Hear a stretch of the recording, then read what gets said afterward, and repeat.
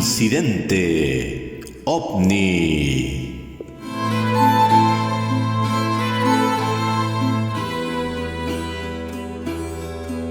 La actualidad del fenómeno OVNI, novedades en la investigación nacional, comentarios y debate en este espacio semanal de libre expresión. Las cabezas colosales son una de las manifestaciones escultóricas más impresionantes de la civilización olmeca, considerada la cultura madre de Mesoamérica. De acuerdo con los expertos, estas esculturas de basalto representan retratos de gobernantes o élites olmecas caracterizados por rasgos faciales distintivos y expresivos. Hasta la fecha, se han descubierto 17 cabezas colosales localizadas principalmente en sitios arqueológicos como San Lorenzo, La Venta y Tres Zapotes, en los actuales estados de Veracruz y Tabasco. De estas, 7 se exhiben en el Museo de Antropología de Jalapa, donde pueden apreciarse no solo como piezas artísticas, sino también como expresiones del poder político y religioso olmeca. Para hablar sobre este tema, estamos reunidos con Pablo Díaz, especialista en estudios latinoamericanos, en un café ubicado en la localidad de Coatepec, conocida como la capital del café en el estado de Veracruz, ubicado a 8 kilómetros de la ciudad de Jalapa.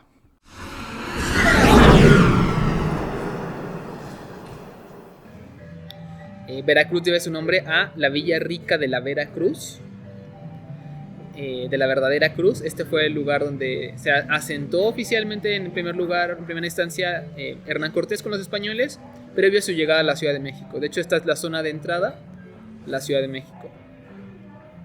Toda esta zona que atraviesa de Veracruz, pasando desde el puerto hacia Jalapa, la zona de Coatepec.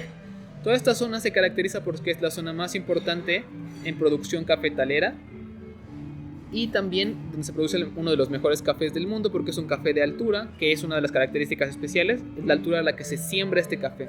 Toda esta zona es una zona de bosque de niebla, es una zona donde hay un bosque húmedo que ayuda mucho a la producción. La palabra Coatepec tiene su origen en el náhuatl, significa cerro o monte de las culebras, cerro de las culebras. Coa significa culebra, y el Tepec es el cerro donde está ubicado. Hoy estamos escuchando una música que se filtra a través de las ventanas de la calle. Este instrumento pareciera que es típico aquí de la zona. Cuéntanos, usted que tiene sangre musical.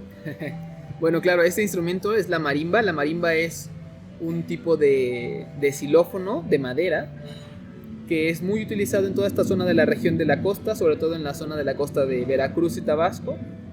La música típica de aquí es la música jarocha, así denominada, que es la música que viene del puerto. Entonces, toda esta zona hay muchos grupos musicales donde los principales instrumentos son la jarana, que es una variación de un tipo de guitarra española, y la marimba. Bueno, toda esta zona de Veracruz tiene algo de influencia así también de músicas de otras partes del mundo, porque Veracruz, al ser un puerto importante, tiene influencia de música de otras partes. Aquí llegaron muchos de los pioneros que después viajaron con la fiebre del oro hacia Estados Unidos, atravesaron por esta zona. Aquí nos vienen a servir el café y el jugo. El café huele pero de miedo. Aquí están escuchando usted el sonido de los vasos que se están depositando sobre la superficie de la mesa. Bueno, de miedo significa delicioso, no mal. Continuamos aquí con Pablo, lo que nos estaba comentando. Sí, algo importante es que se dice que de esta zona, de la zona de Veracruz, que está más cercana hacia Tabasco, que es el siguiente estado hacia el sur y pegado hacia Oaxaca, es donde se originó una música conocida como la chilena.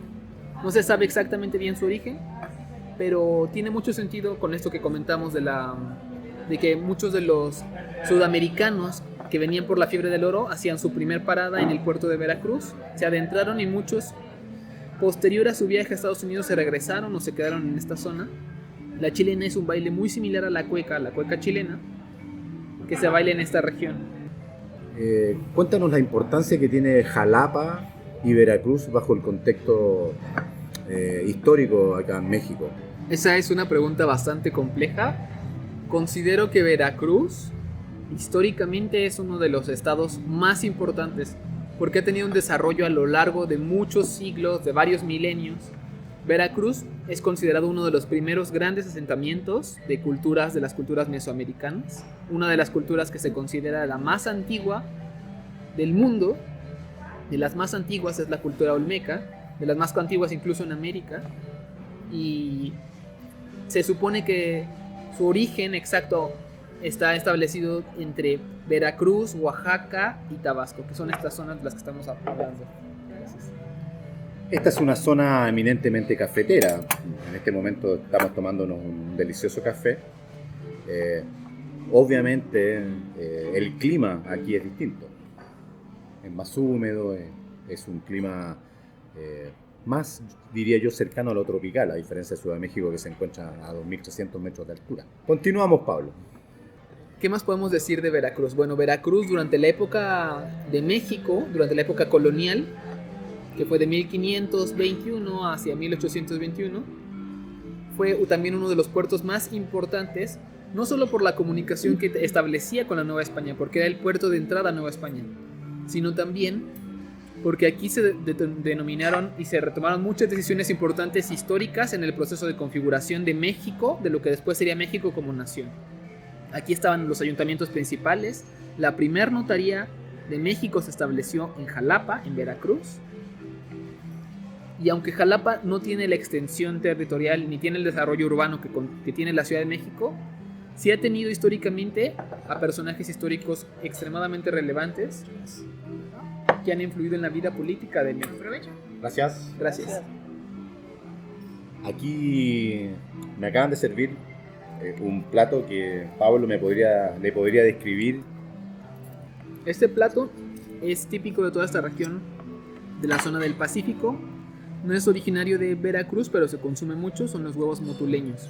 Son originarios de Motul, en Yucatán, pero desde la zona de Yucatán se extiende hasta acá, porque la producción, lo que se necesita para producir esto es el uso de huevos y el plátano macho. El plátano macho es un plátano mucho más grande que otros, que se cocina frito, se prepara con los huevos. Encima estos huevos llevan una salsa de tomate, una salsa roja, que no pica realmente. Se coloca cebolla morada, cortada finamente, una capa de palta o aguacate encima, y también lleva queso, un queso blanco que tiene un sabor bastante sutil. No es como tal un requesón ni un queso panela, pero es un queso intermedio que tiene un sabor y un frescor que le aporta una calidad bastante buena. Se dice que este plato realmente es una mezcla, al igual que muchas de las cosas de los platillos mexicanos, entre un platillo español antiguo que existía, que eran unos huevos nada más con tomate, que después se incorporó el plátano macho y que también tiene cierta influencia de la comida africana. El sabor que tiene el plátano macho frito es delicioso, la verdad que escapa a cualquier otro sabor que yo recuerde en el pasado haber disfrutado. Bueno, lo interesante es que acá estamos en una dulce, ¿cómo se llama? ¿Cómo podríamos decir? Un círculo virtuoso entre la música que llega desde afuera, desde la calle, lo que estamos comiendo, los aromas que vienen y la interesante conversación. Sigue contándonos, Pablo, sobre Jalapa. De Jalapa se pueden decir muchas cosas. Santana, uno de los presidentes de México, erróneamente históricamente conocido por haber sido quien vendió buena parte del territorio mexicano a Estados Unidos. Él realmente el único tratado que firmó y por el cual se vendió fue la Mesilla, que fue un pedazo de territorio pequeño, pero es conocido erróneamente como el presidente que vendió Nuevo México y muchas partes a Estados Unidos durante las guerras del siglo XIX. También hay otros personajes históricos importantes como Miguel Lerdo de Tejada, uno de los fundadores y organizadores de la Constitución Política que le dio forma a nuestro estado actual, moderno. También hay otros personajes más actuales como que podemos mencionar, por ejemplo, Sergio Pitol, uno de los grandes escritores latinoamericanos, vivió y murió en Jalapa. Aquí les estoy colocando lo que es la salsita de árbol con cacahuate y ¿ya? chile seco. Chile seco. Claro. ¿Cuál es el más picoso de los dos? Podría decirse que árbol. Árbol. Sí, así es. Muchas gracias. Así que tenga cuidado, No, pero gracias. ya no advirtió. ¿Cómo se prepara la salsa de chile seco? Chile seco. Bueno, frita. De hecho es salsa macha en chile seco, porque pues es frita, se fríe con lo que es ajo, cebolla, hasta esponjar, y ya después se licúa, igual con el mismo aceite que suelta. ¿Y qué chile usan para hacerlo? Guajillo. Guajillo. seco, así es. El guajillo es el jalapeño, ¿no? En- Cuando está seco. No, ¿No? ese es otro tipo de chile. así Ok, es. gracias. Muchas gracias, señorita. Continuamos con Pablo, aquí nuestro contertulio, además de un versado especialista en historia, es nuestro guía turístico. Bueno, continuando, si se preguntan quién fue el verdadero autor de la venta de los territorios de México, muchas gracias. Claro que sí. De los territorios de México a Estados Unidos, no fue Santana, fue Peña y Peña, no recuerdo en estos momentos su nombre, pero fue una especie de presidente interino que estaba durante estos procesos en los que México estaba viviendo su primer proceso de independencia durante mediados del siglo XIX. Oye, Pablo,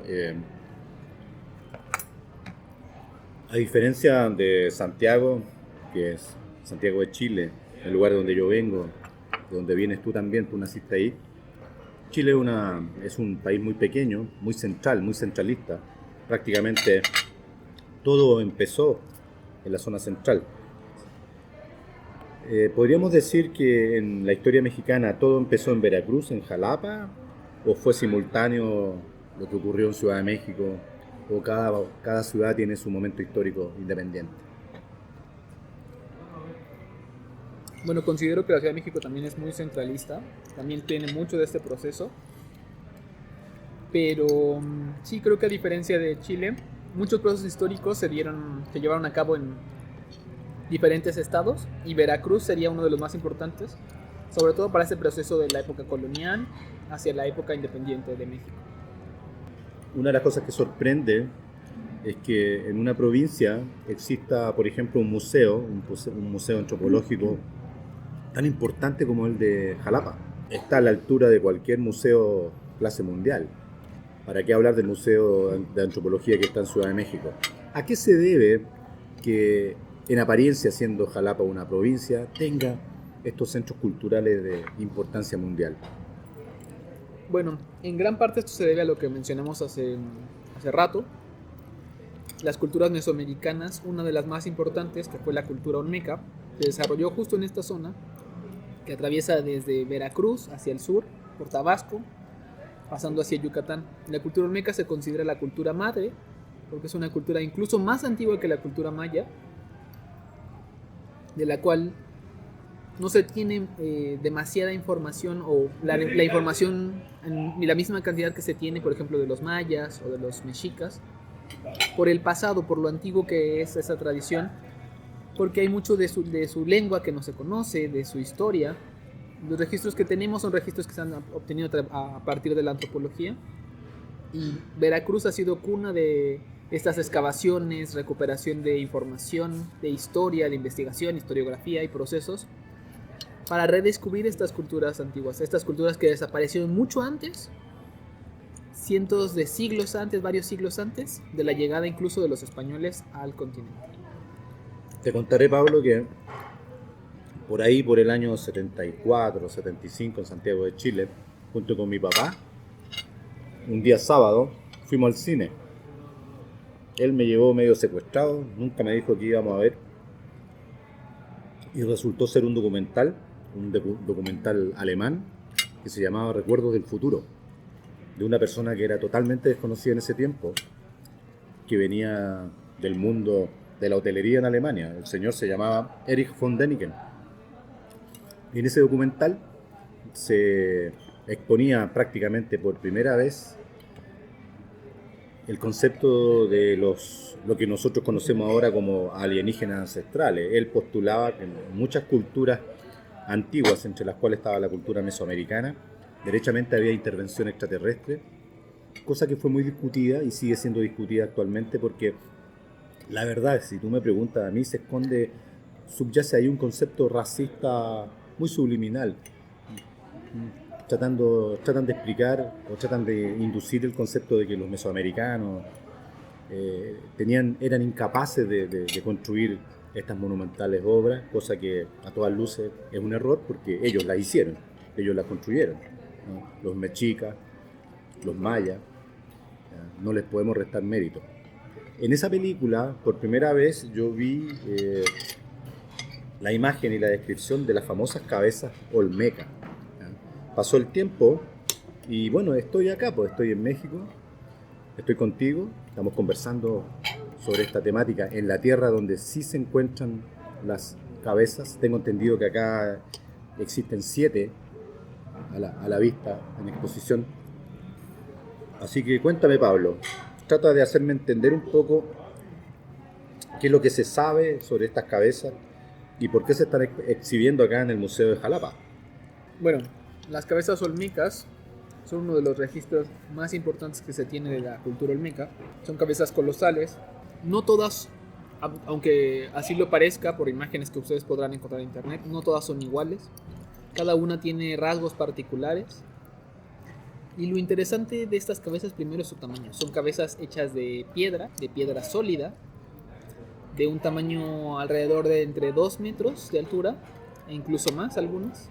Hay algunas incluso más pequeñas. Y no se sabe hasta la fecha exactamente bien cuál era el propósito de su construcción. Se puede estimar que tuvo que ver quizás con alguna especie de asunto ritualístico, con un asunto incluso como de dejar un registro histórico. Pero algunos han estimado, algunos antropólogos, historiadores, que tiene que ver su construcción con un asunto de dejar un registro específicamente de los, podríamos considerarlos monarcas de aquella época. Por eso se estima que hay tantas cabezas. Me parece, no tengo bien el dato en estos momentos, pero me parece que son alrededor de 20 o 21 cabezas las que se tienen registradas. Y muchas de estas se han encontrado en la zona de Jalapa, en la zona de Veracruz principalmente. Por eso es que muchas se encuentran en esta zona resguardadas. Y las que podemos ver en el museo, algunas son auténticas, pero también hay que saber que si ustedes visitan algún museo en México, como el Museo de Antropología, mucho de lo que van a encontrar son réplicas. Estas réplicas tienen una proporción de exactitud casi de 1 a 1 porque han sido realizadas por profesionales, personas que son egresadas de la carrera de artes y diseño, de las carreras de la Ciudad de México, de las establecidas en Ciudad de México, también en México en general. Son artistas, escultores que han buscado la forma de recrearlas. ¿Y por qué se tiene estas cabezas resguardadas? Bueno, por el proceso en el que están conservadas. Algunas han tenido que ser resguardadas, otras son resguardadas incluso por asuntos de seguridad, para evitar el robo, porque aunque vivamos en un país que tiene medidas de seguridad bastante estrictas, nunca están a salvo productos arqueológicos, incluso de gran tamaño, incluso aquellos que pueden pesar más de 1 tonelada podrían desaparecer. Entonces, si ustedes visitan algún museo en la zona, toda esta zona arqueológica maya, olmeca, que abarca desde Veracruz hacia Tabasco, Yucatán, quizás lleguen a ver una, pero probablemente sea una réplica. Oye, Pablo, hace un par de semanas, en un episodio anterior del podcast, estuve con Daniel Rubalcaba, quien me explicó con bastante detenimiento su conocimiento, su noción de lo que significaba el sitio arqueológico de Teotihuacán. Estábamos en una librería muy cerca de la calzada Tlalpan, y acá, para este episodio, estamos en un pueblito que se llama Coatepec. Estamos también en una situación informal, estamos en este local comiendo, desayunando, para también explicarle a nuestros escuchas que no podemos estar absortos de la cultura mexicana. Estamos en esta rica cultura donde el desayuno es importante, es prácticamente un rito, es uno de los alimentos más fuertes del día, cosa que para nosotros los sudamericanos la cosa no es tan así. Ahora, como me corresponde siempre hacer la pregunta incómoda, la pregunta un poco desagradable, oye, Pablo, según tu criterio, así de forma bien personal, ¿tú crees que las cabezas olmecas tienen alguna relación con lo que nosotros denominamos investigación ufológica? ¿Cómo lo interpretas tú? Considero, desde mi perspectiva, que las cabezas olmecas, de cierta forma, y en general, más allá de las cabezas, la propia cultura olmeca puede tener una relación significativa el fenómeno, quizás no el fenómeno ufológico como tal, pero quizás pensar en el asunto de la vida inteligente en otros planetas. No es algo que se pueda leer a primera vista, pero los cabezas olmecas presentan muchos fenómenos que son curiosos. Uno de ellos, el primero, es el fenotipo que tienen. El tipo de rasgos y rostros que poseen las cabezas olmecas no corresponde, como sí lo hacen los registros mayas, con el fenotipo visible del mexicano que habita en esta zona. Esta es una característica muy curiosa, porque quizás si ustedes viajan por toda esta región van a encontrar que hay muchas esculturas de las culturas mayas y podrían encontrar incluso personas que tienen aspectos físicos que lucen similares si viajan a través de Veracruz y Tabasco. Pero el asunto con los olmecas es que el fenotipo no corresponde de la misma forma. Ustedes van a encontrar rasgos de narices grandes, labios anchos, que sí podrán encontrar en personas de esta región, pero que tienen más que ver quizás con la influencia de la cultura africana. Y es que en toda la zona de Berca, Veracruz y Tabasco se establecieron los primeros pueblos libertos en México, bueno, en la Nueva España, de esclavos africanos, que llegaron aquí, fundaron grandes colonias, lograron escapar, liberarse del yugo español, como la zona de Alvarado, Yanga, uno de los pueblos más importantes, Mandinga, son zonas que incluso en el nombre tienen cierta presencia que nos remite a culturas africanas, e incluso hasta la fecha practican ciertos ritos que mezclan un poco de la tradición católica, la tradición mexicana con la tradición africana. Pero esos fenotipos corresponden más que pueden encontrar a eso que incluso a la cultura olmeca como tal. Otra característica importante son los cascos que podrán ver, que hasta la fecha no se sabe bien exactamente qué eran, qué representaban estos cascos que tienen las cabezas olmecas. Si era una especie de casco de cuero, si era una especie de protección, porque este tipo de indumentarias no es algo común que se ha visto en otras culturas. En general, si ustedes buscan figuras, cerámica, todo relacionado a la cultura maya o mexica, pueden encontrar cierto tipo de implementos, indumentarias que se utilizaban en la cabeza, como penachos, como elementos que se utilizaban representando el uso del jaguar, de animales, de la víbora, la serpiente, pero ninguno tiene una característica que asemeje o le dé una forma similar a la que tienen los olmecas, que parece un casco y que incluso si ustedes ven algunas, incluso podría remitirles lo más cercano a un casco de astronauta. Un casco que tiene una superficie lisa en la parte superior, tiene un par de implementos a los costados y en el medio pues está el rostro, pero podría simplemente ahí ponerse quizás una capa de cristal y podría asemejarse quizás a un casco de astronauta. Otra cosa curiosa es que a la fecha no hay suficiente información para definir adecuadamente qué fue lo que pasó con esta cultura milenaria, qué fue lo que ocurrió. Es curioso porque cuando hablamos de mayas y de mexicas, de cierta forma es como si habláramos de griegos y romanos. Los mexicas establecieron ciertos principios religiosos, culturales, políticos, que habían retomado de la cultura maya, que era la cultura madre para ellos. De cierta forma, igual que lo hicieron los romanos con los griegos. Pero la distancia entre romanos y griegos, con egipcios, por ejemplo, que es una cultura mucho más antigua, es milenaria. Y lo mismo ocurre aquí. Digamos que los olmecas serían el equivalente a los egipcios para los griegos. La distancia es tanta entre mayas y olmecas como la hay entre griegos y egipcios aproximadamente, no solo en tiempo sino en cultura. Entonces lo poquito que hemos llegado a descubrir ha sido a través de la misma cultura maya, no tanto así del registro olmeca, que como he mencionado es muy poco conocido. Como no sabemos tanto sobre esta cultura, también nos invita un poco a jugar con esta magia de la reflexión de qué tanto tiene que ver o no con una cultura ancestral y qué tanto podría tener que ver o no con vida inteligente, con personas que quizás llegaron incluso de otro planeta.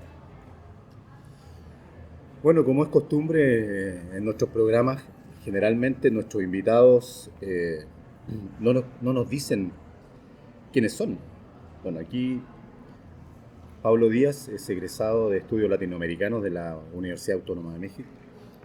Por lo tanto, es una autoridad en estos temas, así que hay que escucharlo detenidamente. Me sorprende el dominio que se tiene, sobre todo en estas latitudes, de la historia de su propio país, cosa que da un poco de envidia, porque allá en Chile quizás se estudia de una manera muy particular cada una de las disciplinas. El economista sale economista, el ingeniero sale ingeniero, muchas veces el profesor de ciencias sociales sale muy, muy experto en ciertas cosas puntuales, pero adolece de esa universalidad, ese conocimiento general, pero también específico que uno puede escuchar acá. Yo particularmente pienso que estamos a años luz de ciertas pautas de educación que prevalecen aquí en México y que nosotros en Chile derechamente no las tenemos. Oye, Pablo, en el viaje anterior estuvimos en el Museo Antropológico de Jalapa y una de las cosas que me sorprende es la inversión en infraestructura, los recursos que hay ahí involucrados. Cuéntanos, ¿cuál es la razón de ese compromiso del Estado con la cultura? Bueno, esa es una pregunta también muy interesante que nos remite nuevamente a la historia. Me atrevo a decir que no soy un experto en historia de México, como he mencionado. Yo estudié la historia de América Latina en general, pero obviamente por haberme criado en este país, tengo más conocimiento sobre la historia de México, que se han unido y se han mezclado con cosas que aprendí en la carrera, que aprendí por mi cuenta.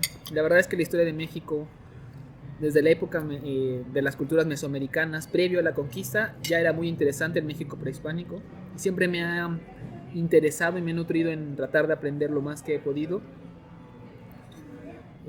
Entonces creo que hablar de eso siempre es interesante porque tiene ese valor que sí, de cierta forma en México se reconoce. La verdad es que no estoy tan seguro si haya tanto reconocimiento general dentro de México de la propia historia de México, pero es verdad que cada pueblo, cada nación, cada espacio geográfico en México tiene su propia historia y tiene una especie de vínculo especial porque hay tantos pueblos indígenas, hay tantas lenguas, tantas que tristemente se han perdido, pero afortunadamente aún se conservan distintos y cada una tiene un registro y muchos de los registros que se tienen también derivan de la historia oral, que es muy importante.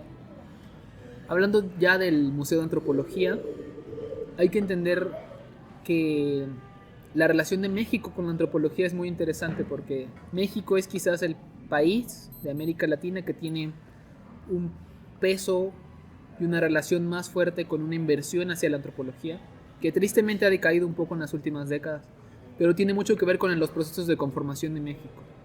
Así como que les mencionaba que Santana fue el presidente que le tocó vivir la guerra contra Estados Unidos en el siglo XIX, en el siglo XX México entra en un proceso llamado Revolución, que es la Revolución Mexicana, muy conocida y muy famosa en otros países, porque se han hecho películas, se han hecho libros.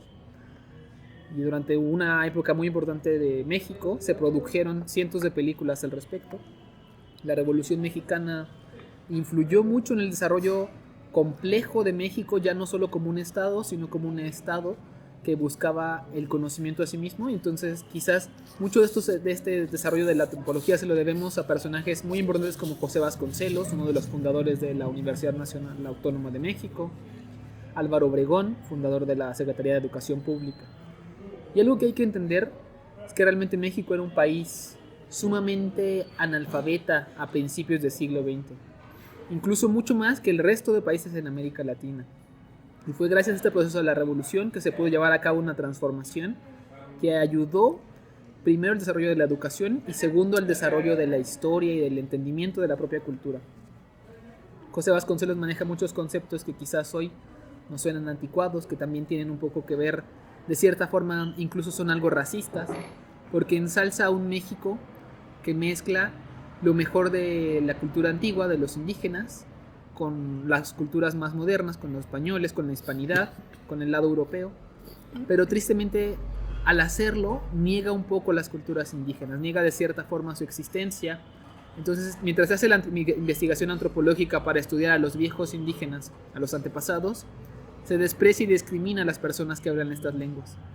Y a pesar de ello, los esfuerzos que se realizaron en las inversiones para construir los museos de antropología fue clave posteriormente e incluso de forma contraproducente para el gobierno de su época, para la fundación de institutos nacionales que ahora preservan las lenguas indígenas, que ahora sí procuran entenderlas y comprenderlas. Tristemente a la fecha los grupos indígenas en México son grupos marginados en buena parte del territorio mexicano, que viven en condiciones bastante deplorables, económicamente, socialmente, políticamente son discriminados y siguen sufriendo vejaciones, pero considero que afortunadamente hay ciertas zonas del país donde se han preservado un poco más, donde se ha tratado de conservar, y sabemos que la lucha de los pueblos indígenas sigue, y esperamos que la educación pueda seguir este camino que le ha permitido pues llevarnos hasta donde estamos y continuar en un desarrollo en el que México pueda entender el verdadero valor que tienen los indígenas, no solo como historia antigua, sino como personas en la actualidad, como los descendientes que tenemos, para valorar también su trabajo. El Museo de Antropología de Jalapa surge gracias a este proceso, en los años 30, 40 también. México es mágico, suena como casi verso, México es mágico. Cerrando un poco el ojo derecho a las ciencias oficiales, a la disciplina academicista, dejemos abierto nuestro ojo izquierdo para mirar la magia, para mirar lo que va más allá de lo que ven los ojos físicos. ¿Qué detrás de las cabezas olmecas? ¿Qué hay detrás de lo que muestra el Museo de Jalapa que escape o qué objetos escapan a la interpretación que nosotros podemos dar con la ciencia actual? ¿Las cabezas olmecas representan realmente una sociedad que ya no existe y que tiene un origen desconocido que podría ser asociado a inteligencia extraterrestre? ¿Existieron razas en México de las cuales no queda ningún vestigio, solamente en las piedras? ¿Existe todavía presencia olmeca a nivel de los rituales, a través de la comida, a través de la cultura? Esa es una pregunta muy interesante, nuevamente. Creo que no habría suficientes horas de video ni de podcast para explicar algo de esa naturaleza, ya que las culturas en México han tenido un desarrollo tan complejo que realmente no podemos decir que la influencia del México actual se deba a una sola condición. Pero posiblemente la cultura en Veracruz, la cultura actual de México, tiene influencia maya, mexica, olmeca y de muchas otras tradiciones mezcladas también pues con los esclavos africanos que llegaron, que lograron su liberación a partir de cruentos procesos históricos.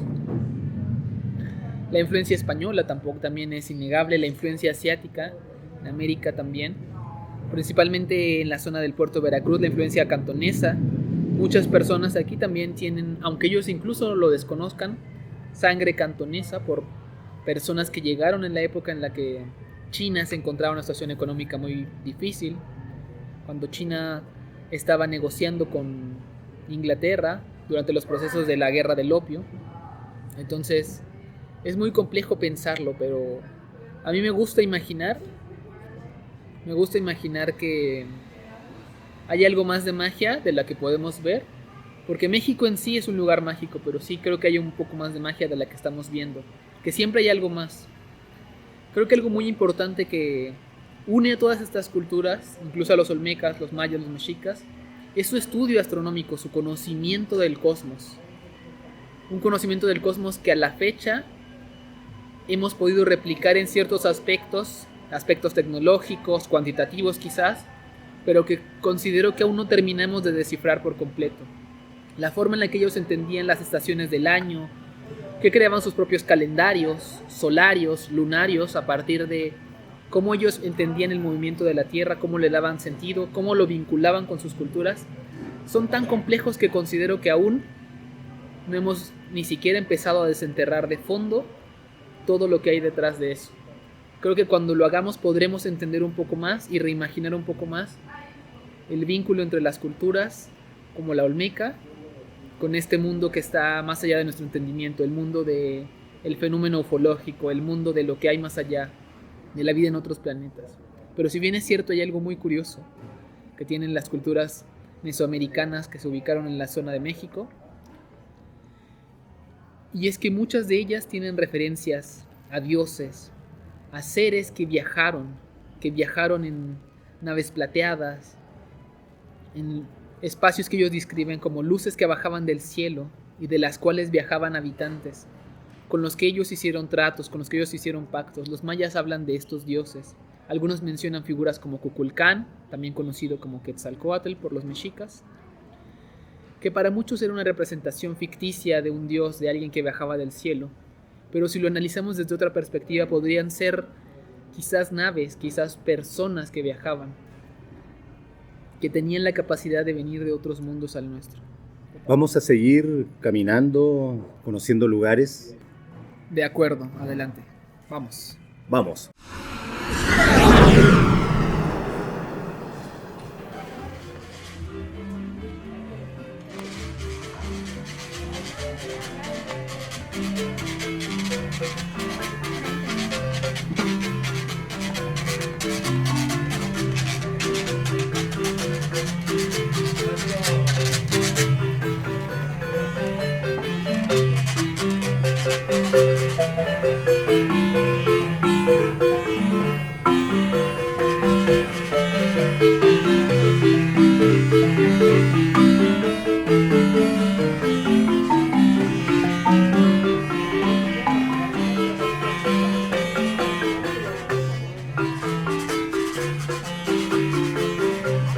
La marimba de Veracruz, instrumento de madera, maravilloso.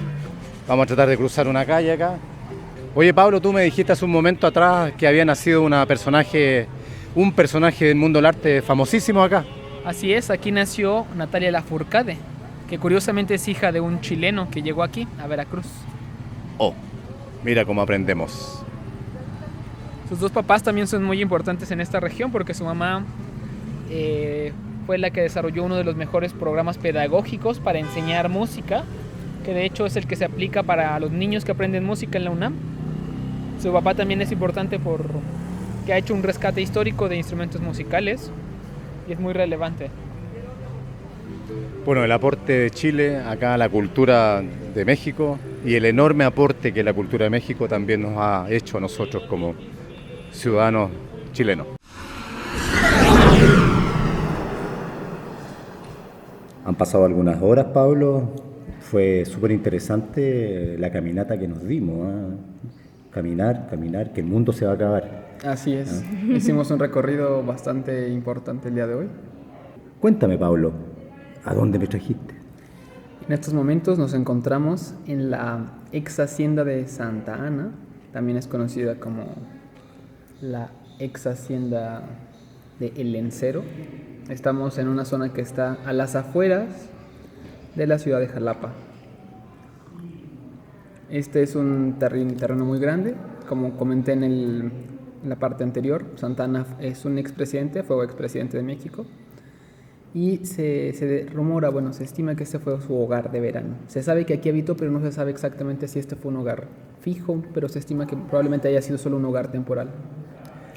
Oye, Pablo, cuando estuvimos en el restaurante en Ecatepec, Coatepec, hace unos minutos, hablábamos con fuerza, estábamos medio impetuosos, pero aquí estamos en un lugar histórico, así que por un tema de respeto hemos bajado un poco el volumen de nuestra voz. Así es. Y además estamos en una sala, un salón con un techo que está aproximadamente a 4 metros de altura, grandes murallas gruesas, y se produce un poco de eco. ¿Qué importancia histórica tiene este lugar? Bueno, en general, como ya mencionamos en la parte anterior, cuando estábamos todavía en Coatepec, Veracruz es uno de los espacios de los estados que tiene mayor importancia para la historia de los primeros siglos después de la colonización en México, porque Veracruz era un punto importante de reunión de políticos, donde surgieron y nacieron figuras históricas muy relevantes como Antonio López de Santana, como Miguel Lerdo de Tejada, que fueron clave para la fundación del Estado moderno de México, tal como lo conocemos hoy. Y a la fecha sigue siendo uno de los espacios más importantes porque está conectado con un puerto que nos conecta con el Atlántico, uno de los más importantes, y a su vez también es un punto clave por la producción que se realiza de Veracruz hacia otras zonas del país. En Veracruz hay una amplia producción de maíz, café y frutas que se redistribuyen a través del territorio mexicano. El café diríamos que quizás es uno de los componentes por los que es más reconocido, como lo es la región de Coatepec y también esta zona. Sí, hace un minuto atrás vimos cómo pequeños cafetales coexisten junto a vegetación propia de esta zona. Así es. Y nosotros estamos acostumbrados a ver el café ya tostado, el café ya casi a punto de ser molido y ser servido con agua. Pero cuando uno ve cómo crece el café de manera natural, son como unas figuritas de color naranjo o rojizo. Volviendo al tema que nos convoca, estamos aquí en una zona de México caracterizada porque existen unas cabezas pétreas enormes, que son las cabezas del pueblo olmeca. Ya habíamos conversado cuando estuvimos en el restaurante en Coatepec. Así es. Dije el nombre de corrido, perfecto. Bueno, continuando con las preguntas que te quiero realizar, ¿cómo lograron los olmecas esculpir cabezas de la magnitud que las podemos ver? ¿Cómo los pudieron hacer sin herramientas? ¿O las tenían? Bueno, los olmecas esculpieron estas cabezas en basamentos que se estima que muchos de ellos fueron transportados probablemente por más de 100, 150 kilómetros. Y materiales con los que contaban, uno de los materiales más importantes con los que contaban era la jadeíta, con la que realizaban y esculpían estos cortes sobre las piedras, y también utilizaban ciertos tipos de cuarzos que eran muy rudos, muy duros, que permitían tallar y formar estas figuras. Aquí una de las cosas más interesantes de las que no se tiene quizás tanto como conocimiento no es necesariamente el uso de materiales, porque sí se contaban, más bien el modo en el que fueron transportadas. ¿Por qué se sabe que fueron transportadas, que no estaban en los lugares en los que probablemente fueron esculpidas? Bueno, no se sabe exactamente cuál fue el motivo, pero lo que se tiene con certeza, claro, es que muchas de ellas, al momento de ser esculpidas, fueron posteriormente transportadas, porque aunque no hay una marca directa del arrastre de las piedras, de estas piedras que pesaban toneladas, se han encontrado pequeñas muecas de arrastre en partes donde la tierra se ve dividida, donde se ven las superficies, donde la tierra se divide en capas. Se han encontrado en estas partes en las que ha quedado las marcas, que serían algo así como una especie de marca como las que se han encontrado, las famosas marcas donde se ve una pie de un dinosaurio, por ejemplo, de un mamut, que han quedado de cierta forma fosilizadas, petrificadas. Y es por eso que se sabe que se han movido. Pablo, siguiendo con el discurso explicativo, te quería preguntar la precisión con la cual fueron hechas estas piedras. ¿Delata quizá la presencia de alguna herramienta desconocida? Algo que a lo mejor los historiadores han pasado por alto. O volviendo a hilar más fino la pregunta anterior, ¿realmente los pueblos prehispánicos como los olmecas tenían la habilidad y el conocimiento técnico para trabajar de una manera tan perfecta la piedra? Bueno, eso es algo que se ha especulado por mucho tiempo. Realmente a la fecha es difícil comprender, porque quizás hoy una persona moderna tratando de utilizar una herramienta de jadeíta, tratando de utilizar herramientas de cuarzo, difícilmente podría lograr la precisión, el pulso para construir estas cabezas, para darle forma, para darle estas figuras. Cada una, como ya mencionamos, tiene un rostro particular, no todas, aunque así lo parezca, son del mismo tamaño, dimensiones. Como mencioné y recalco, algunas llegaban a medir, algunas llegan a medir mucho más de 2 metros, 3 metros, y hay unas mucho más pequeñas. Incluso cambian la proporción, los rostros, cada una es particular porque tiene un rostro, un tocado, por así decirlo, estos cascos que vemos encima. A la fecha no se puede determinar bien cómo fue que utilizaban esta tecnología. Se sabe que utilizaban estas herramientas, pero lo interesante aquí también para mí sería plantearnos de qué forma utilizaban esta jadeíta, de qué forma utilizaban estas herramientas, porque no era simplemente llegar y golpear como con un cincel, sino dar forma. Y probablemente eso se deba a un trabajo que aún a la fecha no podemos terminar de comprender, de cómo llegaron a utilizar las herramientas a profundidad. Se ha estimado un poco, pero no tenemos la certeza de cuáles eran esas herramientas que sí utilizaban, que tenían las puntas de jadeíta, las puntas de estos instrumentos de cuarzos. Oye, para hacerte un comentario, para hacer más entretenida esta conversa, fíjate que yo recuerdo haber tenido unos 18, 19, quizás 20 años, y en la televisión abierta, allá en Santiago de Chile, había una serie de televisión que la pasaban por un canal, creo que el canal 13, de manera semanal. Se llamaba Battlestar Astronave de Combate, o Galáctica Astronave de Combate. Y cuando estaban apareciendo los créditos, había una leyenda, mostraban una nave espacial que estaba, creo yo, acercándose al planeta Tierra, y hablaban de los Olmeca. Había una frase característica dando a entender que los Olmecas pudieron haber venido del espacio, que eran una posible raza extraterrestre. En las conversaciones anteriores nosotros hablábamos de que hay muy poco material escrito. Así es. No se sabe a ciencia cierta realmente quiénes eran. Y además tú me estabas relatando hace un par de horas atrás que el rostro, la fisonomía, digamos, de los que están presentes en estas piedras, tampoco pertenecen a características fisonómicas de pueblos americanos. Así es, digamos que si uno se da una vuelta por Veracruz, por Tabasco, hoy podrías encontrar más personas con un rostro similar a los olmecas que hace 50 años, que hace 200 años, pero eso tiene más que ver con un asunto del mestizaje, tiene que ver con un asunto de que muchos de estos rostros, narices anchas, hablamos de labios carnosos, tienen más que ver, por lo que sabemos y por las estimaciones, con el mestizaje que hubo a partir de la independencia de México, cuando los esclavos libertos comenzaron a relacionarse más con los indígenas. Era una época en la que México había estado dividido por mucho tiempo en castas.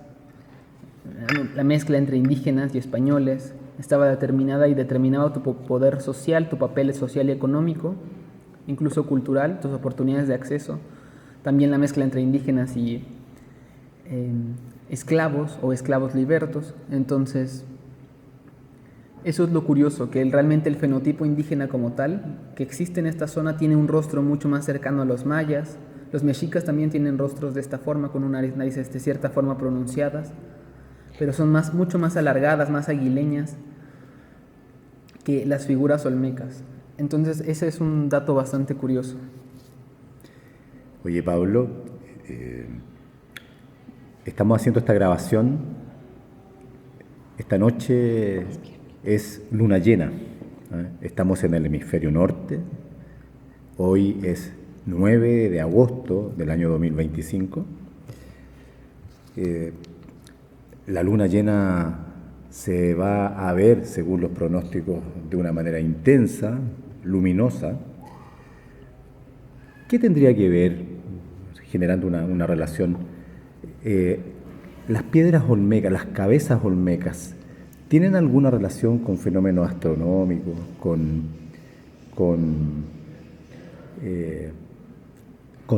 alineación con constelaciones de estrellas? ¿Existe alguna relación que las pudiera relacionar como nosotros relacionamos las pirámides mayas con fenómenos astronómicos?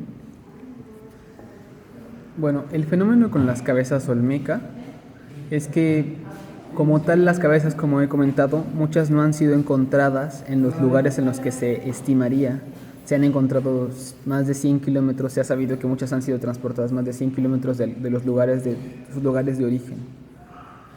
Entonces es difícil determinar por qué algunas de ellas han aparecido donde aparecieron, donde han sido encontradas, porque esto es algo muy curioso. No todas las cabezas olmecas fueron encontradas a simple vista. Algunas, de las que se tiene registro más antiguo, existían y ya estaban, quizás, digámoslo así, en la naturaleza, a ras de suelo, durante la época colonial. Pero hubo otras que fueron encontradas durante excavaciones, que se encontraban completamente enterradas. No se tiene una certeza de por qué algunas se enterraban, otras se fueron encontradas así. Se estima que esto debió tener un uso ritualístico, Y eso sí, alguna función que han tenido es que han permitido las cabezas olmecas el encontrarlas, el establecer ciertos puntos en los que la cultura olmeca se pudo desarrollar. Aquellas que fueron encontradas quizás removidas más de 100 kilómetros, se sabe que obviamente hasta ese punto debieron llegar las culturas olmecas, debieron tener cierta influencia.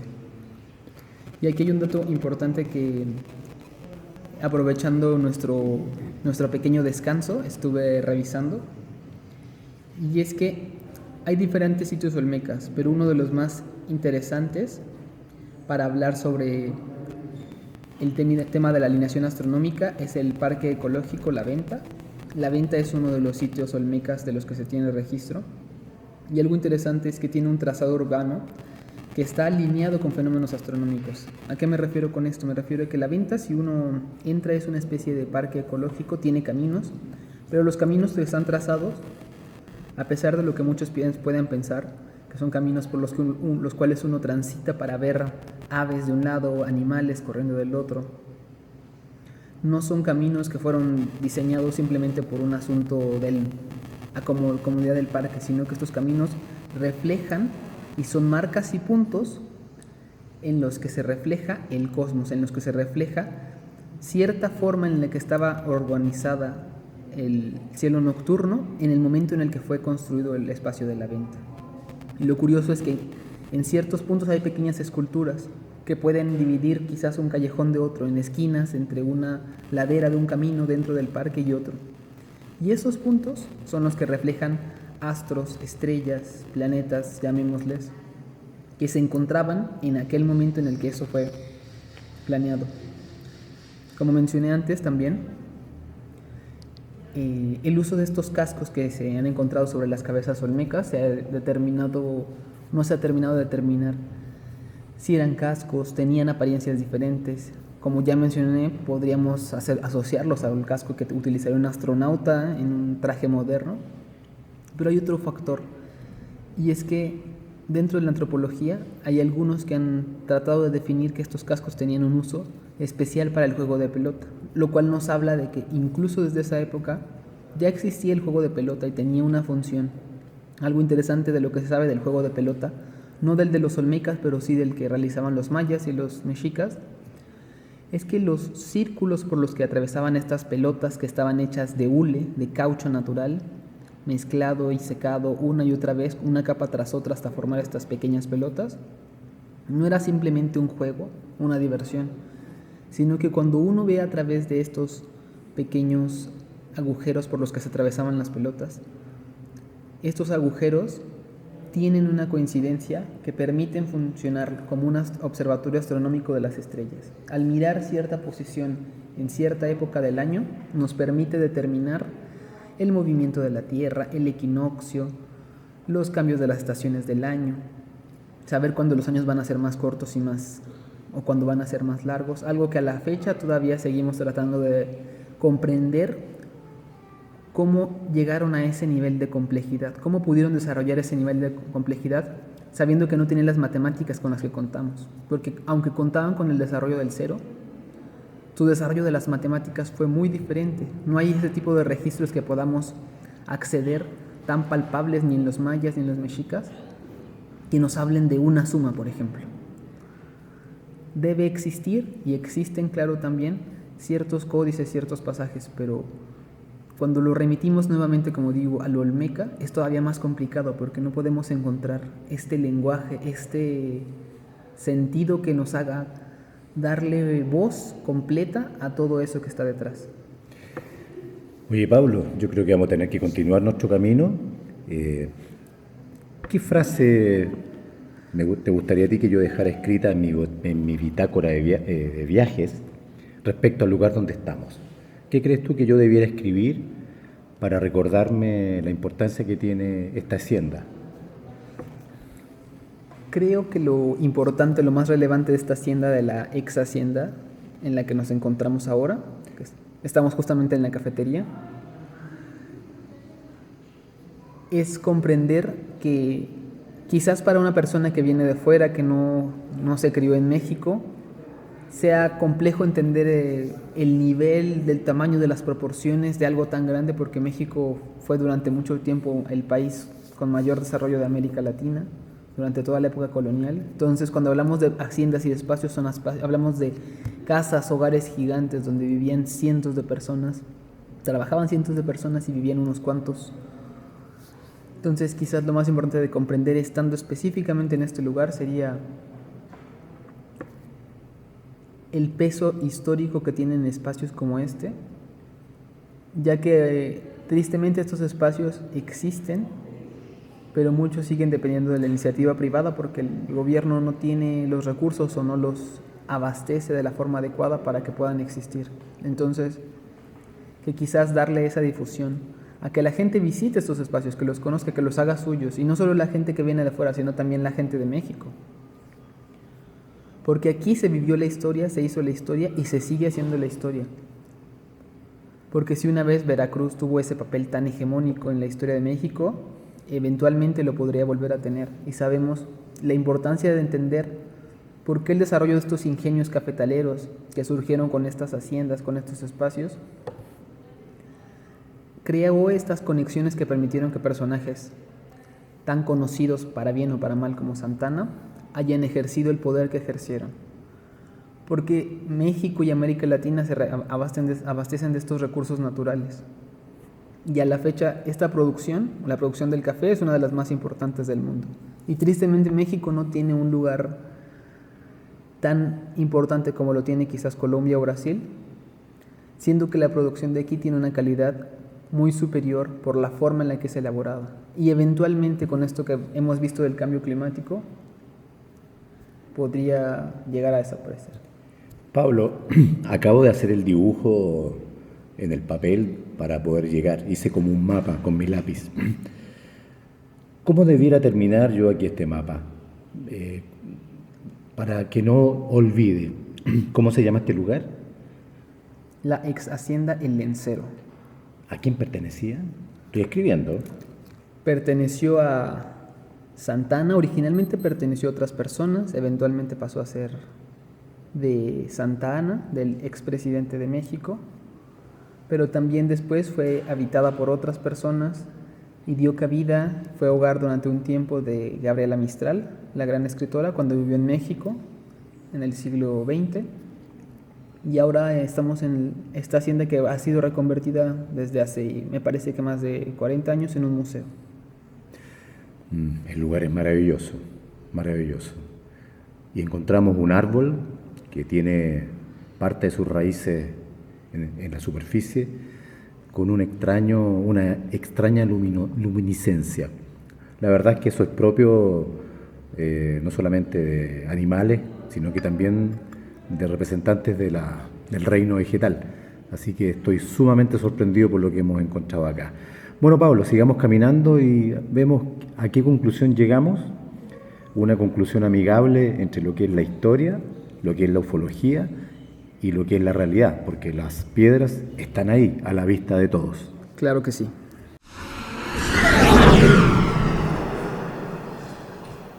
Bueno, Pablo, hemos terminado nuestro periplo por Jalapa y por el café donde iniciamos esta conversación para terminarlo luego en la hacienda. Pero en realidad no lo terminamos porque quería yo de alguna manera llegar a ciertas conclusiones que sin duda son relevantes. La interpretación histórica, definitivamente, Pablo, y tú corrígeme si yo estoy en un error, es que efectivamente el pueblo olmeca sí tenía la tecnología para poder construir estas monumentales cabezas de piedra. Así es, déjame te saludo nuevamente. Hemos estado viajando, recorriendo Jalapa, como bien has mencionado. Aún hay mucho por recorrer. A todos los que nos escuchan, los invito también a visitar este lugar, a conocer la historia, ya sea de forma virtual, ya sea mediante un recorrido, pero explorar lo bello que es Jalapa. En Veracruz en general tiene lugares hermosos por visitar. Así es. Yo también me he sentido bastante satisfecho por el hecho que, como te comentaba hace un par de horas atrás, la primera vez que yo tomé contacto con el suceso denominado Cabezas Olmecas fue en el documental se llamaba Recuerdos del Futuro, de Erich von Däniken. Que evidentemente es un documental absolutamente especulativo, donde eran teorías respecto a inteligencias extraterrestres o temas ufológicos que podrían haber sido el génesis o que explicarían el que estas piedras existen. Sin embargo, yo vuelvo a repetirte que es restarle mérito a las culturas mesoamericanas. Concuerdo totalmente. Creo que, si bien es cierto, como mencionamos antes, hay muchos misterios todavía, mucho que desentrañar detrás de esta cultura mesoamericana considerada la madre de muchas culturas, de culturas que se desarrollaron en México, en todo lo que hoy conocemos como Centroamérica, Norteamérica. Pero es importante entender que existía la tecnología para construir esas cabezas, que estas explicaciones de los arrastres que hemos mencionado, aunque no sepamos a ciencia cierta cuál fue la forma precisa de hacerlo, podemos determinar que sí existía esa tecnología en Mesoamérica. Y eso es lo que quizás a mí me parece más mágico, incluso impresionante, ¿no? Determinar cómo civilizaciones antiguas en Mesoamérica llegaron a tener una tecnología que es comparable por mucho a los egipcios, por mucho a otras culturas grandes de Europa, y que a veces no les volteamos a ver tanto el rostro a estas culturas mesoamericanas. Así es, Pablo. Pero sin duda creo que es saludable también darnos ese margen, como decimos los matemáticos, los ingenieros, darnos ese margen de seguridad, de pensar que efectivamente sí hubo apoyo, sí hubo una injerencia, sí hubo un aporte de nuestros visitantes o nuestros posibles visitantes del cosmos. Creo que eso es también una parte muy mágica e interesante, porque como ya mencionamos, no tenemos a la fecha un registro escrito de los olmecas. No sabemos mucho más allá de lo que nos pueden contar sus pinturas, que se han hecho a través de la representación, que no son pinturas olmecas. Si ustedes llegan a ver una pintura olmeca, no son pinturas olmecas, son registros que se hicieron a posterior por otras culturas retratándolos, pero lo que tenemos de ellos son sus esculturas, alguna que otra pieza arqueológica antigua, y es a partir de estas pequeñas piezas, de estas esculturas, y principalmente de las famosísimas cabezas olmecas, que podemos conocer o reinterpretar su historia. Y lo más curioso y lo más interesante de todo esto, lo que resguarda esta relación con lo cósmico, con las criaturas, con los seres que pudieran habitar otros planetas, es la desaparición de estas culturas. No tenemos a la fecha nada que nos indique si estas culturas sucumbieron o desaparecieron por una guerra, por hambre, por enfermedades. Pareciera que su paso por la historia fue tan relevante como fugaz, no porque durara poco tiempo, sino porque este desvanecimiento fue tan abrupto que no nos permite tener esos registros con nosotros. Por el momento yo me despido de ti. Ya iniciaremos un nuevo camino, un revisitar. Ha sido un gusto. A nuevos temas. Y les dejamos la duda a nuestros ciberescuchas, que ellos se esfuercen en buscar posibles explicaciones novedosas, usando muchas veces la tecnología, usando el arte, la arqueología, la historia, para que quizás en una vuelta del camino, en un recodo del camino, podamos encontrar una explicación válida que se acerque mucho a la realidad del origen de las piedras o cabezas olmecas. Muchas gracias, Pablo. Muchas gracias a ti. Nada más me despido recordándoles que Veracruz es mágico, la cultura olmeca es mágica, hay mucho por explorar de ellos. Si les interesan estos temas, acérquense, investiguen, van a descubrir que hay un mundo enorme por investigar, por empezar a conocer. Y creo que es todo de mi parte. Como decía don Jorge Amfruns, uno de los, si no, el más importante investigador del fenómeno ovni de Chile, ya desaparecido, investigador investiga. Desde México, desde Jalapa, México, para el mundo, se despide Jorge Miranda y Pablo Díez. Un abrazo a todos ustedes, ciberescuchas del podcast Incidente OVNI.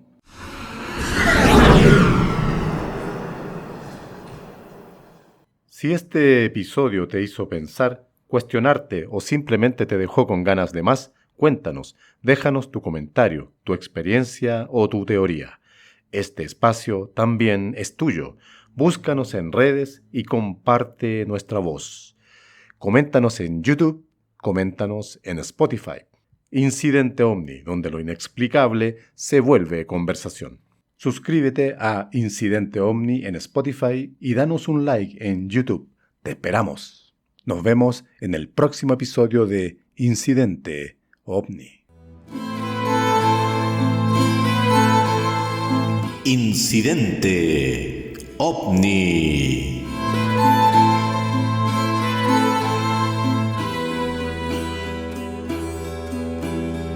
La actualidad del fenómeno OVNI. Novedades en la investigación nacional, comentarios y debate en este espacio semanal de libre expresión.